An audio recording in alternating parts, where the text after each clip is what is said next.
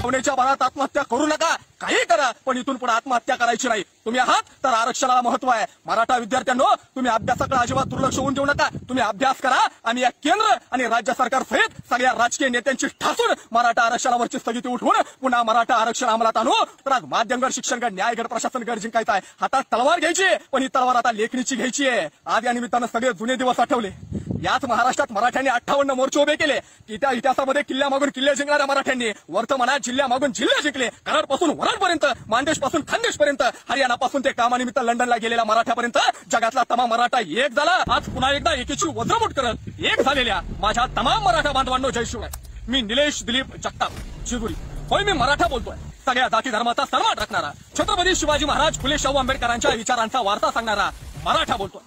मी आज काय तुम्हाला हातात दगड घ्यायला लावणार यातला नाही, मी काय हातात कायदा घ्यायला लावणार यातला नाही, तुम्हाला भडकवायला मी बोलणार नाही, अजिबात बोलणार नाही। मुळात तो माझा पिंडच नाही। तुम्ही कोणत्या पक्षाचे आहात याचा मला काहीच फरक पडत नाही। मुळात आज मराठा समाजावरती अन्याय झालाय। आम्ही राज्यघटनेचा आणि न्याय व्यवस्थेचा आदर करतो, पण आरक्षण मिळवण्यासाठी मराठ्यांनी प्रचंड मोठा त्याग केलाय। अनेकांनी स्वतःच्या आयुष्याची होळी केली। हजारो लोकांचे संसार उद्ध्वस्त झाले आहेत। या राष्ट्राच्या एका इंच जमिनीचं रक्षण करण्याकरता, इथल्या संस्कृतीचं रक्षण करण्याकरता सगळ्यात जास्त त्याग करणारा हा मराठाच आहे। आज आम्हा त्याच मराठ्यांना डावललं जात असल्याची भावना आम्हा प्रत्येक मराठ्याच्या मनात आज निर्माण होते। राज्यघटनेच्या चौकटीत मराठा समाजालाही समतेची वागणूक मिळाली पाहिजे ही अपेक्षा आम्हा प्रत्येक मराठ्याची आहे। मी समाजाचा एक घटक या नात्यानं जबाबदारीपूर्वक सांगू इच्छितो की महाराष्ट्रातलं विद्यमान सरकार असो की मागचं सरकार असो, समाजानं टाकलेल्या विश्वासाला गृहीत धरून जर कोणी दागाफटका करत असेल तर उद्या त्यांचा मतदानातून आम्ही अफजल खान केल्याशिवाय राहणार नाही। माझ्या बांधवांनो, या सरकारची चूक की मागच्या सरकारची चूक यात वेळ वाया घालवू नका। सगळेच एकाच मायेचे मणी आहेत। सुप्रीम कोर्टानं राम मंदिराचा निकाल दिला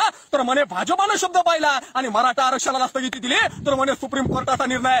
वारे वा, या राज्यात महाविकास आघाडीचं सरकार आहे। महाविकास आघाडीचं सरकार स्थापन होत असताना पवार साहेबांनी किती गणितं जुळवली या देशानं पाहिलंय। पवार साहेब, महाराष्ट्रानं तुमच्यावरती प्रचंड प्रेम केलंय। साहेब, एक मराठी माणूस म्हणून मला तुमचा प्रचंड अभिमान आहे। तुमचं पावसातलं भिजणं पाहून आमचे डोळे सुद्धा पाणावले साहेब। पण साहेब, आज आमच्या पोरांच्या भविष्यासाठी तुमचे डोळे सुद्धा पाणवू द्या साहेब। साहेब, सत्ता स्थापनेसाठी जेवढं गणितं जुळवली ना, आता मराठा आरक्षणाची स्थगिती उठवण्यासाठी सुद्धा तेवढी गणितं जुळवा साहेब। साहेब, वेळ पडली ना तर महाविकास आघाडीचं सरकार पडायला लावा, पण संसदेत कायदा करून मराठा आरक्षण मिळवून द्या।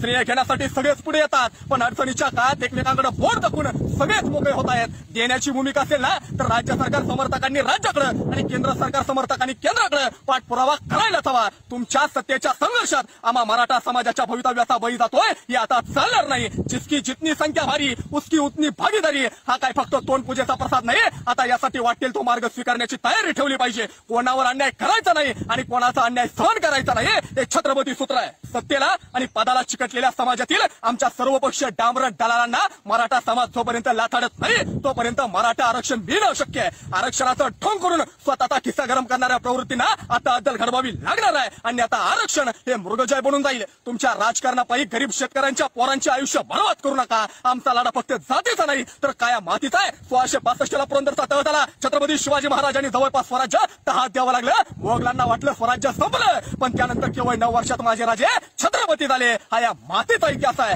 माझी तमाम तरुण मराठा समाजातील पोरांना विनंती आहे, भावांनो, भावनेच्या भरात आत्महत्या करू नका, काही करा, पण इथून पुढे आत्महत्या करायची नाही। तुम्ही आहात तर आरक्षणाला महत्व आहे। मराठा विद्यार्थ्यांनो, तुम्ही अभ्यासाकडे अजिबात दुर्लक्ष होऊन देऊ नका। तुम्ही अभ्यास करा आणि या केंद्र आणि राज्य सरकार सहित सगळ्या राजकीय नेत्यांची ठासून मराठा आरक्षणावरची स्थगिती उठवून पुन्हा मराठा आरक्षण अंमलात आणू। तर आज माध्यमगड, शिक्षणगड, न्यायगड, प्रशासनगड जिंकायचं आहे। हातात तलवार घ्यायची, पण ही तलवार आता लेखणीची घ्यायची आहे। आज या निमित्तानं सगळे जुने दिवस आठवले। याच महाराष्ट्रात मराठ्यांनी 58 मोर्चे उभे केले। इतिहासामध्ये किल्ल्यामागून किल्ले जिंकणाऱ्या मराठ्यांनी वर्तमानात जिल्ह्यामागून जिल्हे जिंकले। कराडपासून वराडपर्यंत, मानदेशपासून खानदेशपर्यंत, हरियाणापासून ते कामानिमित्त लंडनला गेलेल्या मराठ्यापर्यंत जगातला तमाम मराठा एक झाला। भगवे टोपे, भगवे झेंडे, भगवे स्कार्फ आणि निशब्द वातावरणात निघालेले मराठ्यांचे रेकॉर्ड ब्रेक 58 मोर्चे या देशानं पाहिलं। आधी मला आठवतं, ज्यावेळेस आमची परभणीची 5वीतली आदिती देशमुख नावाची पोरगी सर मला उद्या मोर्चाला जायचंय म्हणून अर्ध घेऊन शाळेला, अर्ध देऊन शाळेला सुट्टी घेऊन आमच्या परभणीच्या मोर्चात हजेरी लावते। आमचे बीडचे डॉक्टर कोणी हॉस्पिटलच्या बाहेर बोर्ड लिहितात की उद्या माझ्या समाजाचा मोर्चा आहे म्हणून मला मोर्चाला जायचंय म्हणून हॉस्पिटल बंद राहील. आमचा त्या ठिकाणी कोल्हापूरचा समीर मोरे नावाचा तरुण स्वतःची टू व्हीलर विकतो आणि आलेल्या पैशातून 3 ते 4 फोर व्हीलर भाड्यानं करून आपल्या समाजातील पोरांना कोल्हापूरला घेऊन जातो. आमच्या मुंबईच्या मोर्चामध्ये हिराबाई नावाची 85 वर्षाची म्हातारी जिला चालता येत नव्हतं ती वाकत वाकत का होईना मात्र मोर्चाला जाते. आमचा त्या ठिकाणी नांदेडचा मोर्चा पाठवला की मला आमचा राहुल आठवतो ज्या राहुलला चालता येत नव्हतं एका पायावरती चालत आमचा राहुल आमच्या नांदेडच्या मोर्चात असा मी लढाई सगळ्या आधी या निमित्तानं आठवतोय. शांततेनं लाखोचे मोर्चे काढणारे आम्ही मराठे पण त्याच वेळेस एखादी अँब्युलन्स आली ना तर तिला सुद्धा मोकळी वाट करून देणारे आम्हीच मराठे आहेत. माझ्या तमाम मराठा बांधवांना विनंती आहे, कैकईची विनंती आहे, सरकारचं या शासनाचं या राज्याचं या देशाचं नुकसान होईल असं कोणतंही काम करू नका. आपल्याला कायद्याची मार्गानेच लढावं लागणार आहे. शेवट एकच सांगेन, एका देशात एकच न्याय हवा. तमिळनाडू सारखा न्याय महाराष्ट्राला सुद्धा हवा. इतिहास सांगतो ज्या ज्यावेळी मराठा संघटित झाला त्यावेळी दिल्ली त्यानं पायदळी तुडवली. आटके पार झेंडे लावण्याची ताकद फक्त आणि फक्त याच मराठ्यांमध्ये आहे. पुन्हा भेटू.